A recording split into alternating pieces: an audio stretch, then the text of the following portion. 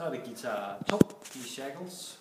Guitar 1 og guitar 2 ligner sådan set meget hinanden. Det er de samme greb, vi skal bruge. Lad mig lige vise jer de greb med det samme her.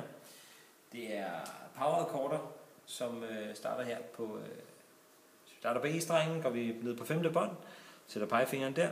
Over på A-strengen sætter vi ringefingeren. Så det her er vores første greb, vores A-greb. For at finde næste greb, så flytter vi fingrene en streng længere ned her, så vi skal herned på D og på A-strengen. Og det sidste greb, det ligger 2 bånd højere oppe her, så jeg flytter mine fingre 1, 2 den vej der, så ligger de der, hvor de skal ligge, når de skal tage E-grebet. Så E og D ligger sådan her, og A her. Det er de 3 greb, vi skal bruge i sangen. Så skal vi spille en bestemt rytme. Og den rytme, den tror jeg lige, vi prøver at klappe først. Det er sådan her. 1 og 2 og 3 og 4 og...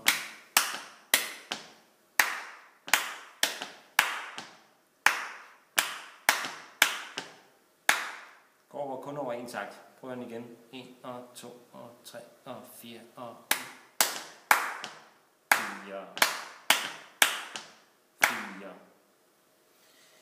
Prøv at spille den på de her. Til at spille den her rolle vil jeg gerne have, at man bruger plekter. Det kommer nok til at lyde bedst af. Men det kan være svært, når vi står strengen anden hernede, og ikke får alle de andre strenge til at klinge med. Det er altså kun de 2 strenge, som jeg holder ind heroppe, der er vigtigt, at der må klinge med. Et trick til at kunne undgå at få de andre til at klinge med, i hvert fald lige den næste streng, det er, at når jeg tager ringfingeren der og trykker ind på den her streng, så lader jeg den lige røre ved den næste. Jeg trykker den ikke ind, fordi så klinger den med, det skal den ikke. Men jeg trykker ind på den her streng, og så lader jeg lige min finger, det nederste af min finger, røre ved den næste streng. Så klinger den ikke med, så er den stum. Og så gør det ikke noget, når jeg slår anden her nede på strengene.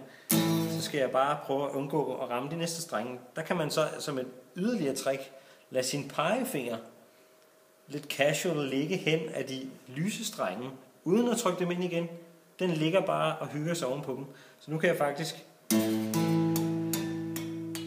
alle de her 4 nederste strenge, de er fuldstændig stumme. Og det gør, at når jeg spiller nu den her rytme,